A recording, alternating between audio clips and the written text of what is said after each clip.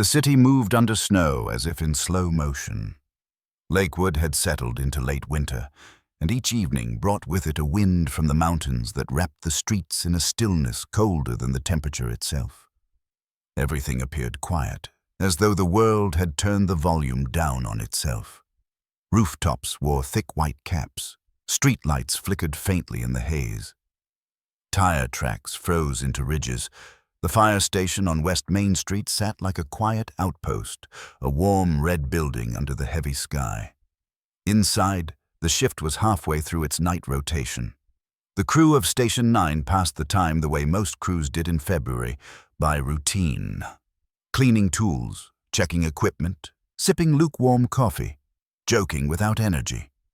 The snow had muffled the town into submission, and for hours there hadn't been a single dispatch call. Just the hum of heaters, the occasional creak of boots on the tile, and the faint buzz of the vending machine in the back hallway. It was just after midnight when the sound came, a faint, dragging scratch across the asphalt outside. Then again, a softer scuffle, no bark, no voice. At first, no one noticed. The wind was constant, and small noises often came and went without consequence. But the third time, the sound landed just beneath the glass of the front door. That was when Steve looked up from his clipboard. He saw movement.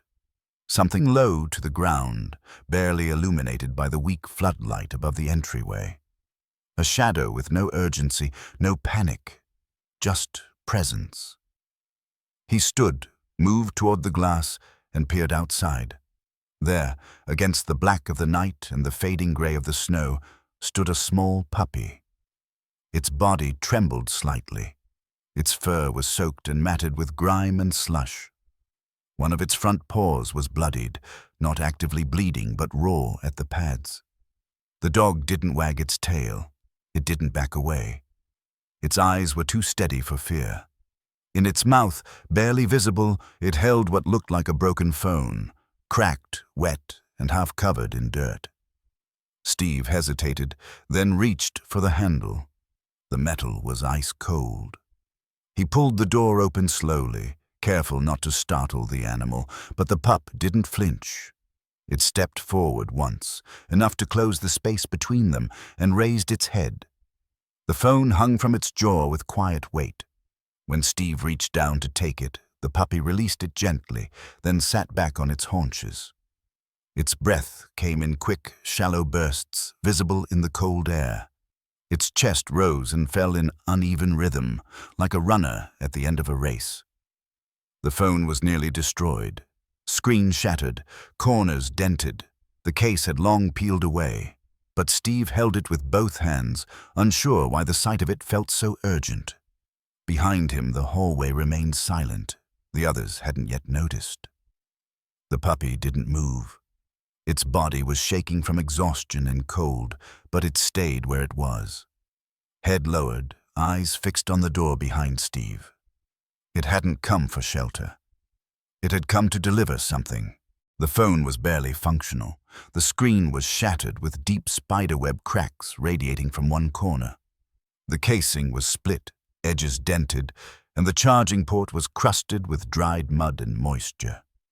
But when Steve gently wiped away the grime with the sleeve of his jacket, he noticed the faintest glow behind the glass. A single red bar, one flickering line of battery life remained. It pulsed like a failing heartbeat. He brought the device inside and placed it on the kitchen counter under a lamp. The others had now gathered around the dog, carefully drying him with towels and inspecting his paws. One of the medics crouched beside him, whispering gently while checking for broken limbs.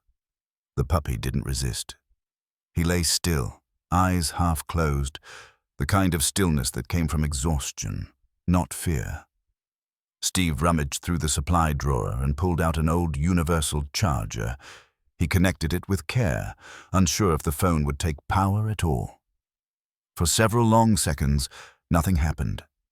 Then a faint buzz, a flicker. The screen lit up, dim and unstable, a fractured image barely pushing through the damage. The home screen pulsed once and then shifted. A notification banner crawled across the top, glitching with static. Most of the text was garbled, but one message managed to push through the distortion. A single line, barely readable, but unmistakable in its urgency. "Help us, under floor, can't." The rest of the message was scrambled, cut off mid-sentence. The text disappeared, then flashed again, stuttering like it was being erased and rewritten by some unseen force. Steve stared at it for a moment, then turned sharply and called out for Captain Moore. The room shifted immediately. Voices fell quiet. Boots crossed the floor in purposeful steps. The phone was placed on the center table, and the team gathered around it without a word. There were no jokes, no raised eyebrows. They had all seen enough strange calls to know when not to ask questions. One of the younger firefighters, Darren, grabbed a tablet from the gear locker and began pulling data from the phone's emergency metadata. GPS history, recent activity, cell tower pings.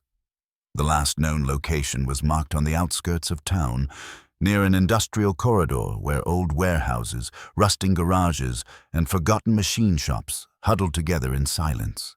The coordinates pulsed in red, blinking like a warning. Steve looked toward the puppy, now wrapped in a thick fleece blanket and resting in a laundry basket near the heater. His breathing was steadier now. He didn't seem to be watching them, but his ears twitched with each sound. Someone had tossed out a name, half joking at first. Rambo. But now it seemed to stick. It wasn't a name for a fighter. It was a name for a survivor. Within minutes, the team was mobilizing, gear loaded into the truck, radios checked, flashlights tested. They moved with quiet precision, the way people do when there's no time for disbelief. Steve carried the phone with both hands, keeping it connected to a portable charger. The message still lingered faintly on the broken display, as if unwilling to fade until someone answered it.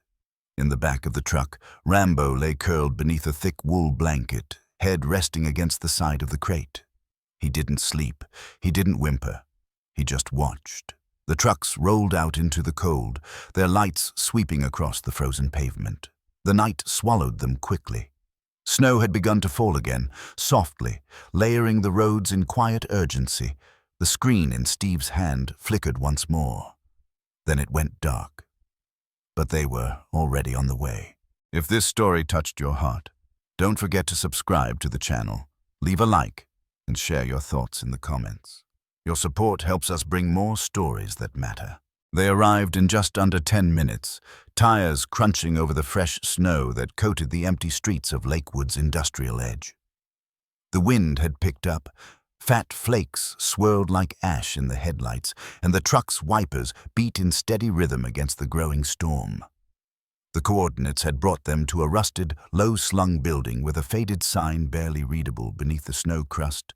East Line Auto Repair. The windows were dark.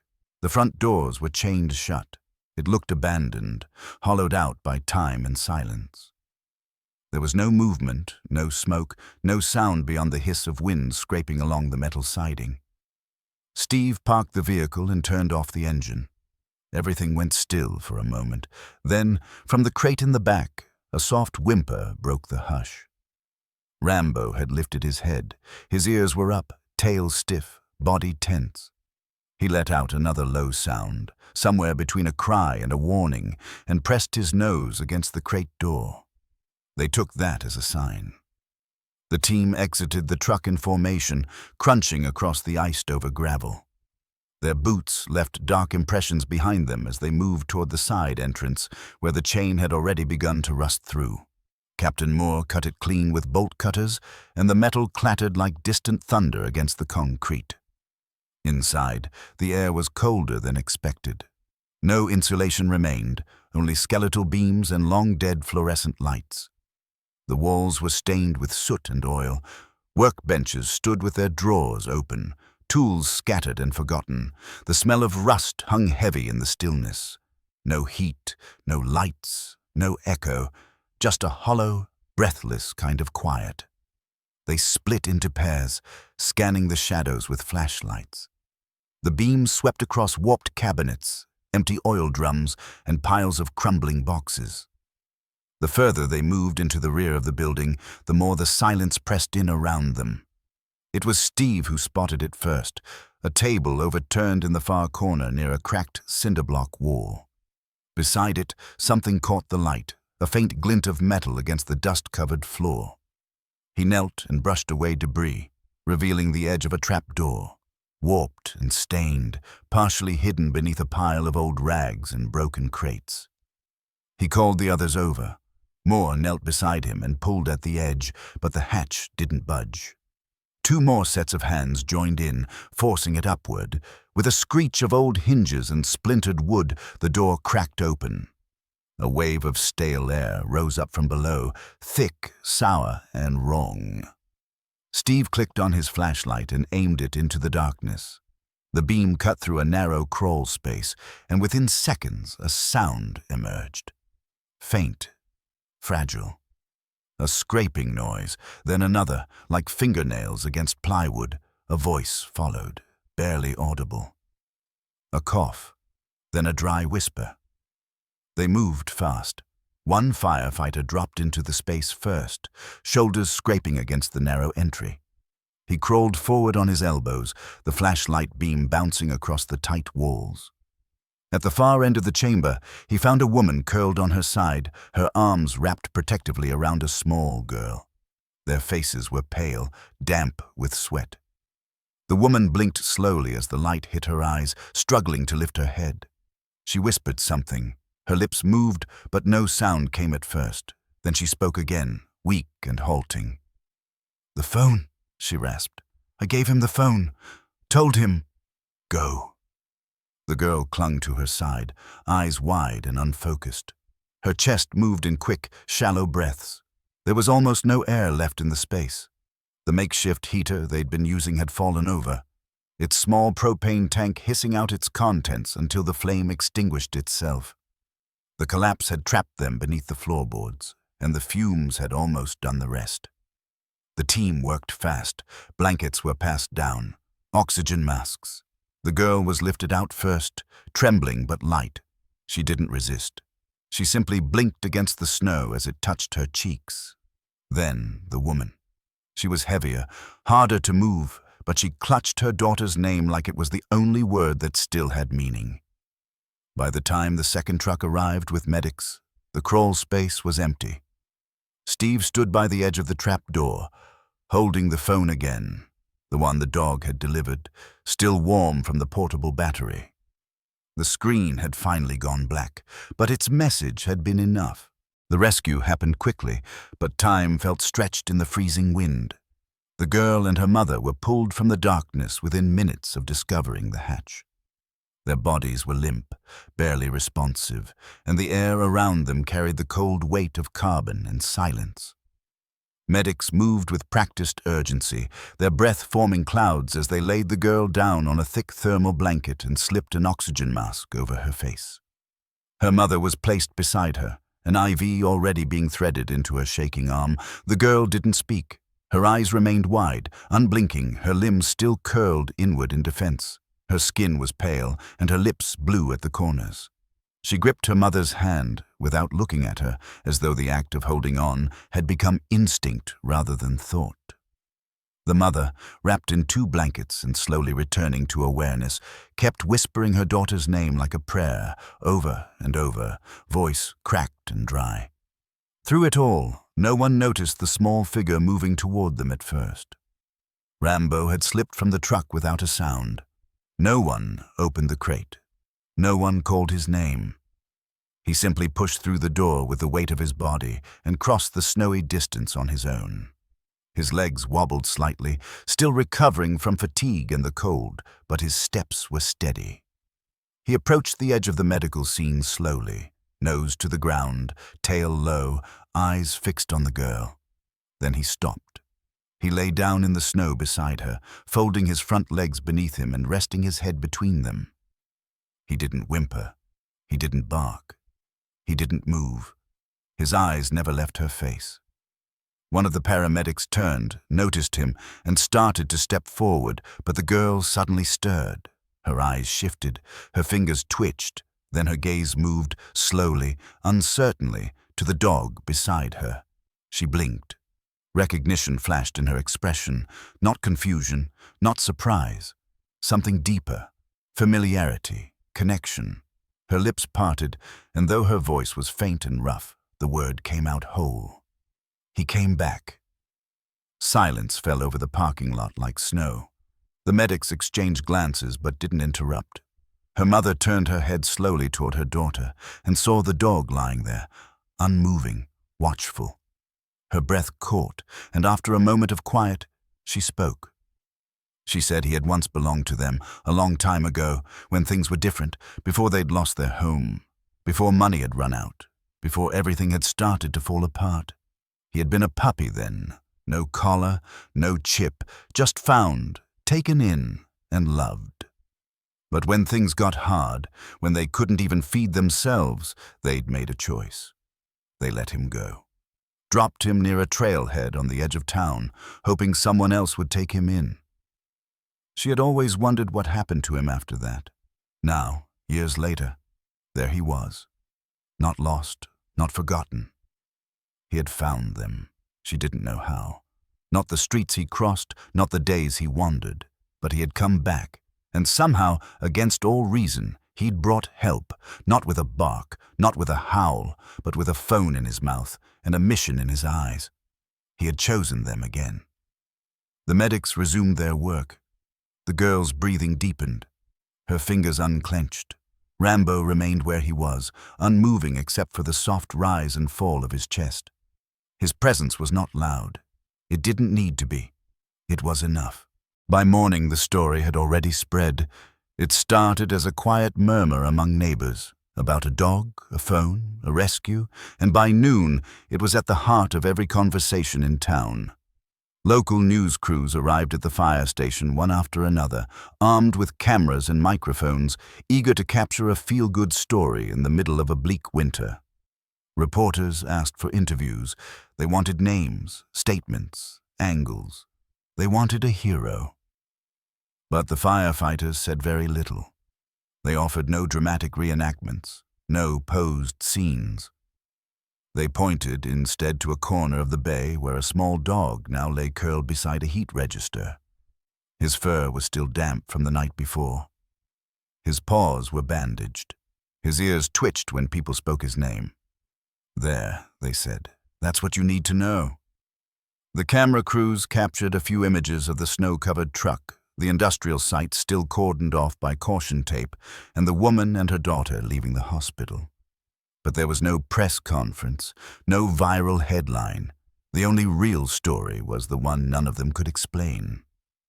At Station 9, things changed quietly. A new dog bed appeared in the corner of the bay, just beneath the window where sunlight filtered in during late morning. Beside it, a stainless steel water bowl. Above both, a small handmade sign, Unit K9, Rambo. The letters were stenciled in black, simple, understated, but permanent. Rambo stayed. He wasn't adopted out. He wasn't passed to a shelter or listed for fostering. He didn't wear a vest or a badge, but he was no mascot either. The firefighters didn't treat him like a curiosity or a symbol. They gave him space and routine and presence. That was enough.